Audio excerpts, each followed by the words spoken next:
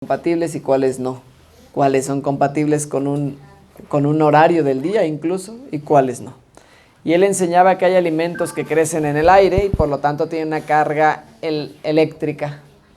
Hay alimentos que crecen entre la tierra y el aire, o sea, sobre la tierra, y entonces son neutros. Y hay alimentos que crecen en contacto con la tierra y son magnéticos. ¿De dónde sacó eso? No sé. Y por eso es que yo no uso esa trofología de Capó, porque aunque es bien interesante, es media esotérica. ¿Me doy a entender? Y como yo necesito un lenguaje científico para poder enseñar, porque si no, pues ¿cómo? O sea, yo sé que un montón de gente me haría caso aún con el lenguaje medio esotérico, pero no es mi intención. Mi intención es generar claridad, no esoterismo. Esoterismo significa conocimiento oculto, medio confuso, como misterioso. Y la ciencia, mejor mientras más clara.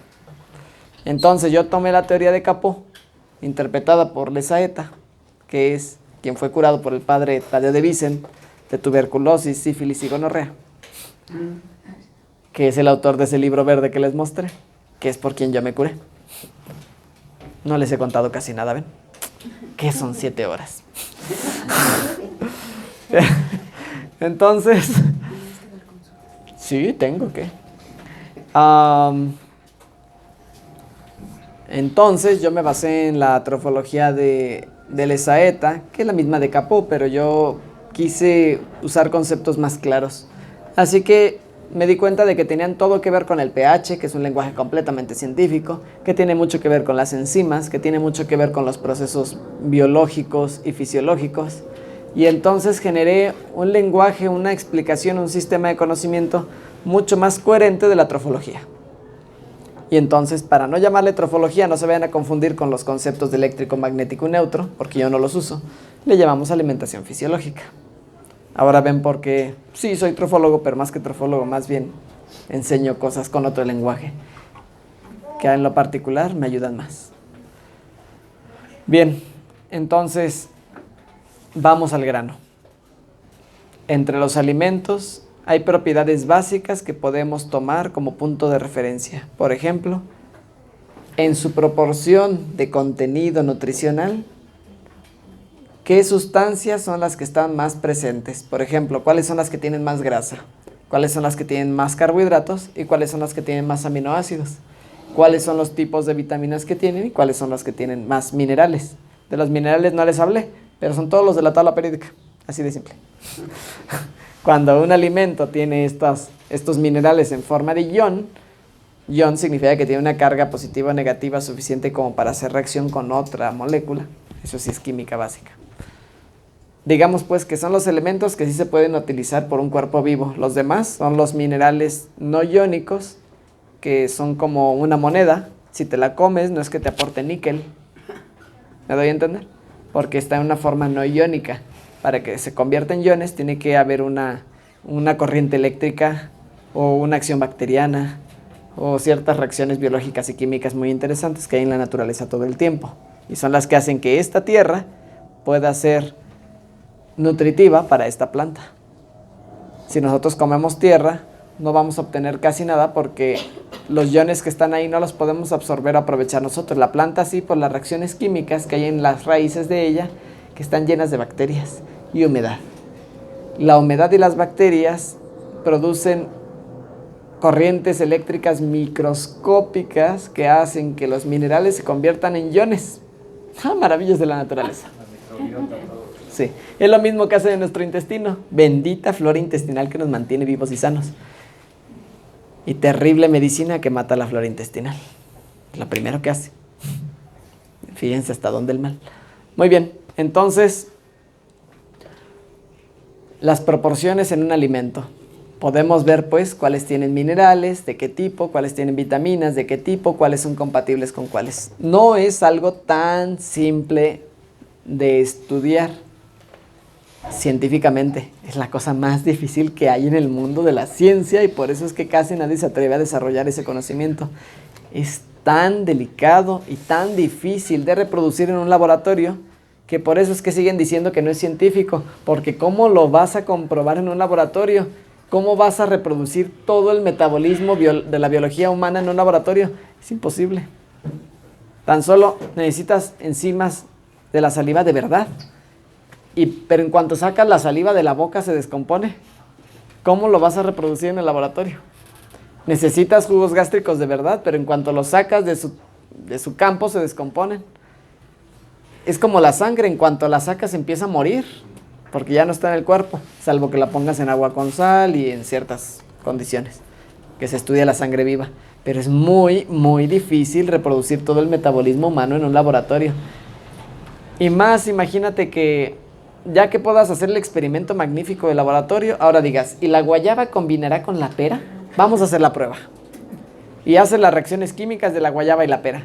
Ahora, esta es una guayaba en un punto de maduración medio. ¿Y lo hará igual con la guayaba bien madura? ¿Cuándo creen que vamos a acabar? Pues la única manera en que se ha estudiado la alimentación fisiológica es literalmente a través de los seres vivos. Así que la alimentación es una ciencia preciosa que se sigue construyendo. La trofología, pues, o la alimentación fisiológica, no es un conocimiento acabado. De hecho, ningún conocimiento es un conocimiento acabado. Pero este es de los más inacabados. Bien, así que les voy a hablar de las bases de las combinaciones químicas, ya que es un conocimiento súper complejo. Las bases son estas. Se clasifican las frutas en 3 grupos. Les voy a mandar la hoja por el WhatsApp, así que ustedes no se preocupen. Pero tomen sus apuntes si les hace falta. Se clasifican en 3 grupos. Frutas con mayor proporción de azúcares y menor proporción de grasas y aminoácidos, que se combinan bien con las frutas u otros productos que tienen un alto contenido en almidones, ya que almidones y azúcares son el mismo grupo químico. Todos son carbohidratos. Segundo grupo, frutas que tienen el mayor contenido de grasa o el mayor contenido de ácido. Pueden tener azúcares, pero tienen mucho ácido. Cuando una fruta es muy ácida, a pesar de que sea dulce, se le considera fruta ácida, ya no fruta dulce. Por ejemplo, un mango, súper dulce, pero contiene cantidad de ácido, entonces es fruta semiácida. Pero está del lado de los ácidos, no de los dulces. La piña es súper ácida, los limones, las toronjas, las fresas son semiácidas. Las ácidas se pueden clasificar según su cantidad de ácido en semi o ácidas, pero están del lado de lo ácido. Y las dulces y feculentas están del otro lado. No se mezclan. No, es el mismo grupo. Dulces y feculentas están llenas de carbohidratos. Serían alcalinas. En realidad se vuelven ácidas de inmediato. Toda la fruta se vuelve un tanto ácida. Entonces caerían en el otro grupo también. Sí, ahorita les explico esto. Es que aquí lo del pH no es nada más ácido y alcalino, porque todas son en realidad ácidas. Ya el efecto en el metabolismo es que pueden alcalinizar o acidificar, y normalmente todas alcalinizan. Sí. Así que ese es otro lenguaje. En este caso estamos hablando de su proporción de nutrientes. Más almidones y azúcares, o aunque tengan almidones y azúcares, pero tienen más grasa y más ácido. Estas son el grupo de las frutas ácidas, ya que acuérdense que el nombre de la grasa también es ácido graso. Así que sigue siendo el grupo de los ácidos. ¿Ven? Almidones y ácidos. Ácidos grasos, ácidos no grasos, pero ácidos al fin. Y el tercer grupo, las frutas y verduras, que conviene mejor no mezclar, porque o tienen sustancias muy peculiares, o son muy acuosas y disuelven jugos gástricos y entonces ya no digieres nada más que lo que te acabas de comer. Y conviene no mezclarlas. Muy simples de digerir. O son muy simples de digerir. Frutas y verduras no se combinan. Eso, esa parte todavía. Vamos al tercer grupo. Ay, pensé que estábamos ya en el tercero. Por eso, el tercer grupo es fruta que no se mezcla. No se mezclan. Siguiente grupo, verduras. Las verduras todas tienen propiedades muy semejantes y se pueden mezclar entre sí, salvo raras excepciones. El pepino no es una verdura, es una fruta y de las que se comen solas. Biológicamente en realidad no existen las verduras. Sí, verdura en realidad es una clasificación artificial. Son hojas, hortalizas, tallos, raíces. Verdura es un nombre genérico. Porque de hecho el jitomate es una fruta. Pero le llamamos fruto, nomás porque sabemos que es de una hortaliza. Pero es una clasificación artificial, ¿se dan cuenta? En botánica, fruta es lo que tiene semillas. Fin, sea como sea. Entonces, los jitomates son frutas, las berenjenas son frutas, los pepinos son frutas. El aguacate de por sí es una fruta, ese sí se da en árbol. Y es una fruta grasa, así que cuenta como si fuera una nuez. Se clasifica como si fuera una nuez. Es una fruta, pero entra dentro de las oleaginosas junto con el ajonjolí, los piñones, el coco. Así. Bien, fíjense qué interesante. Es casi pura grasa, igual que las nueces, una oleaginosa. Bien, entonces tenemos 4 grupos principales, ¿ven? Fruta dulce, fruta ácida, fruta sola y verduras. Entre las frutas solas hay que aprenderse la listita. Se las voy a mandar, imprímanla y péguenla en su refrigerador. Y con hoja en mano, todo lo que hayan comprado, primero desháganse de lo que no se come. Luego todo lo que hayan comprado, divídanlo. Esto es algo que siempre recomienda Cintia. Si tienen un frutero de esos de frutería que están como en niveles, pues qué padre. Si no, aunque sea en la mesa o donde sea, dividan espacios con un cartón o con lo que sea. Y clasifíquenlas como están en la hoja. Ahí las ponen. O dentro del refrigerador, en un cajón unas, en otro cajón otras o en otro nivel otras. Ya que prácticamente su refrigerador solo van a ser frutas y verduras.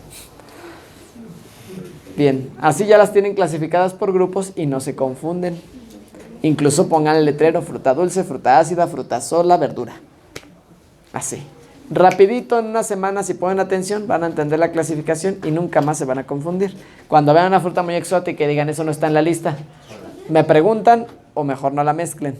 La fruta exótica comúnmente se come sola, como los rambutanes, los lichis, las pitahayas, cosas así. Bien, aunque hay excepciones y se pueden mezclar. Les digo, es bastante complejo. Pero eso es lo que hay que saber. Entonces, para hacer la comida, ¿qué van a desayunar? Pues fruta. Siempre, siempre, siempre fruta. ¿Qué cantidad? Cuánta hambre tengan. ¿De cuál mejor? Mejor la ácida. Y la semiácida. O sea, la dulce la pueden comer siempre que quieran. Pero para limpiarse lo más pronto posible y no darse un subidón de azúcar así nomás de gratis, prefieran siempre la fruta ácida y semiácida. Con muchas oleaginosas. Y ahí van a tener las proteínas del día además. O sea, eche dulce. Mira, dulce es papaya, higos, plátanos, peras, dátiles. Melón y sandía son de las que se comen solas. ¿Papaya no? Sí, papaya sí mezcla con todas las dulces. Sí.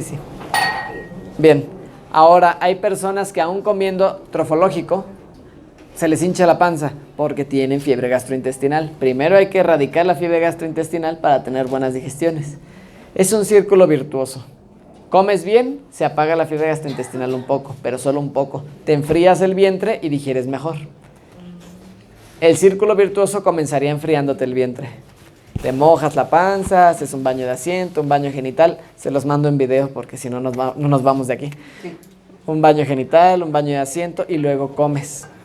Así con el vientre fresco vas a digerir mucho mejor porque ya no tienes inflamación. ¿Tienes video de baño genital? Pero bueno. Sí, hay videos. Sí, aunque no sean míos, hay quien lo explica en internet porque esto es famoso hace siglos. Entonces, ahora con YouTube hay gente que lo explica. El para dormir, ahí viene el de baño genital. Sí, lo explico.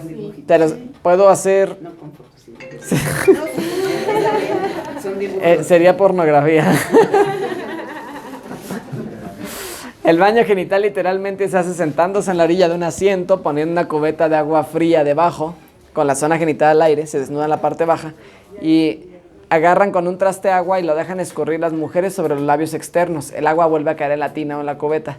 El agua debe estar tan fría que la soporten las manos sin molestia, lo más fría posible. Una y otra vez se mojan solamente los labios externos. Pueden echarse un edredón encima, poner un tapete, ponerse calcetas. No necesitan pasar frío. Es lo mejor para el sistema nervioso y para el sistema digestivo y en general para la circulación de la sangre y la regeneración de los tejidos por la buena circulación que genera. Y el hombre solamente debe mojar el prepucio. ¿Ubican bien el prepucio? ¿Sí? ¿Sí? ¿Sí lo tienen claro? El pellejo, eso. Muy bien. Es muy importante porque luego hay quien no lo entiende y por vergüenza no pregunta y se moja todo, todo. Y si el agua así de fría toca los testículos, se contraen. Y al contraerse incluso se suben al vientre. Y eso es no solo incómodo, peligroso. Oye, y en una mujer pones una bandeja, porque así me lo explicó un doctor, una bandeja y te metes en la bandeja. Bueno, te sientas en la bandeja. Eso es un baño de asiento, no un baño genital. Pero también se moja el Sí, pero tiene un efecto distinto. Fíjense bien, ¿eh? Si se mojan el trasero, literalmente, está bien, funciona, pero es un baño de asiento. El problema con el baño de asiento es que una persona con insuficiencia renal, con muchísimo frío, con decrepitud, que no se puede sentar en el piso porque tiene lesión de columna, está embarazada, cualquier cosa, pues no lo puede hacer. ¿Me doy a entender? Las personas que tienen una pésima reacción nerviosa de calor, si se mojan algo más de la piel, no se calientan. No se calientan porque no tienen reacción nerviosa. Y el baño genital es para que tengan reacción nerviosa y lo único que mojan es la zona genital. Es para salvarle la vida a las personas más enfermas. Por eso es que Luis Kuhn lo descubrió, lo inventó, porque él padecía del sistema nervioso y los baños de asiento lo dejaban como paleta helada. Entonces son muy útiles los baños de asiento, sobre todo para los niños, porque los niños no hacen baño genital. No han desarrollado la sensibilidad en el prepucio o en los labios externos. Incluso las niñas pequeñas ni siquiera se ven los labios externos. ¿Me doy a entender? Entonces no pueden hacer baño genital. Ellos hacen baño de asiento. Pregunta, ¿por qué cuando los niños se empachan o tienen malestar estomacal, siempre dicen, báñalos con agua tibia? Y tú todo, o sea, dices todo lo contrario. Sí, miren, hay un principio básico ahí. Cuando una persona está empachada significa que tiene algo atorado en los intestinos en putrefacción.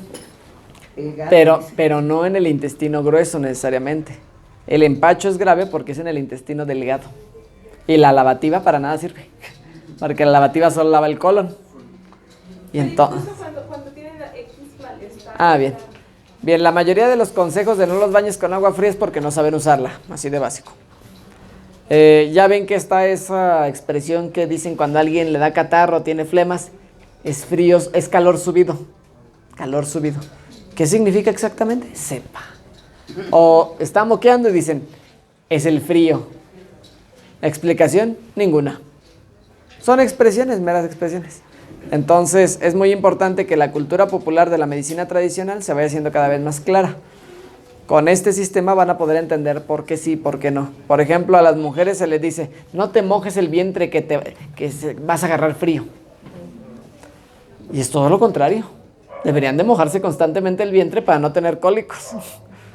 Dicen lo contrario. Sí. Si te mojas en las menstruaciones vas a tener Sí, cólicos. pero eso durante las menstruaciones.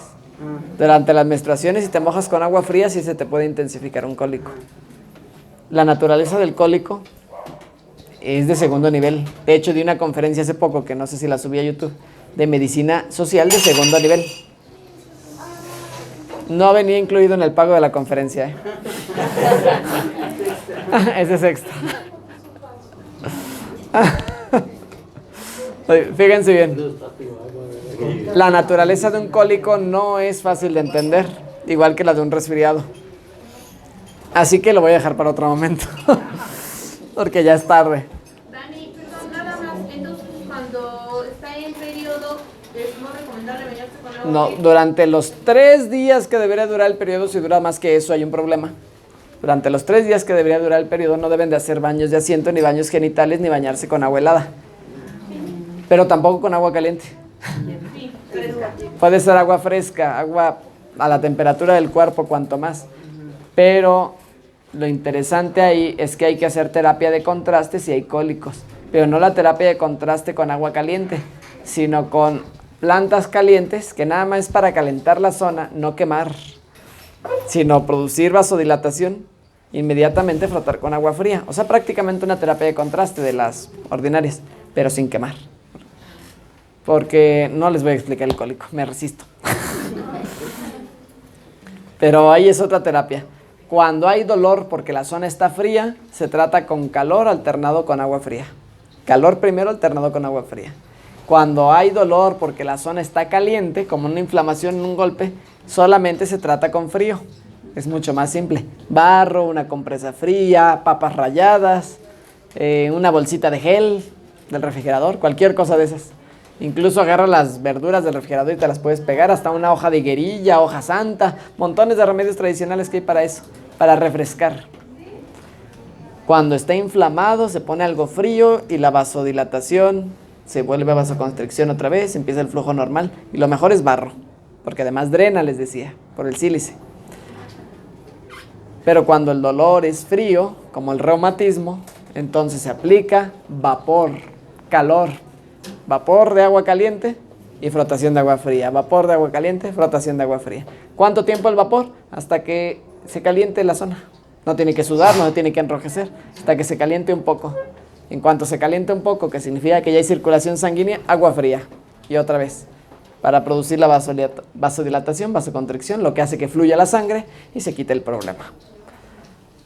En la matriz se utilizan sacos de semillas de linaza o emplastos de planta de aceitilla. Esa lo metes al microondas y caliente te lo pones. Las semillas. Sí, lo puedes poner en un comal o incluso lo puedes pasar por agua caliente. Exprimir. Si son semillas de linaza no las metan al agua porque se hace. Esas las puedes poner en un comal a fuego muy bajo, como es tela no se va a quemar. Por un lado, por el otro se calienta un poquito y te lo pones. Más rápido que en el microondas y sin producirte cáncer por la radiación. Los microondas son muy dañinos, pero muy dañinos el solo hecho de tenerlo conectado. Hay un video que me llamó mucho la atención. Esos son de los buenos videos que hay que mandar por WhatsApp. Un hombre que se compró un aparato para medir la radiación porque pusieron una antena frente a su casa. ¿Ya lo vieron? Quien lo tenga, páselo. Fíjense bien. Un hombre que se compró un aparato detector de radiación porque pusieron una antena de teléfono frente a su casa y dijo, quiero saber si no me va a hacer daño. Pues lo pone y dice, nada, no hay ningún problema. Pero entra a su casa y lo pone frente al microondas y durísimo, durísimo.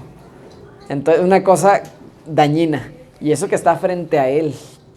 O sea, imagínense nada más de tenerlo ahí en la cocina y uno comiendo constantemente. Unas radiaciones que se avientan. ¿Ustedes creen que ese aparatito va a poder controlar la radiación que genera? No, es una cosa mala. Así que desconecten y úsenlo de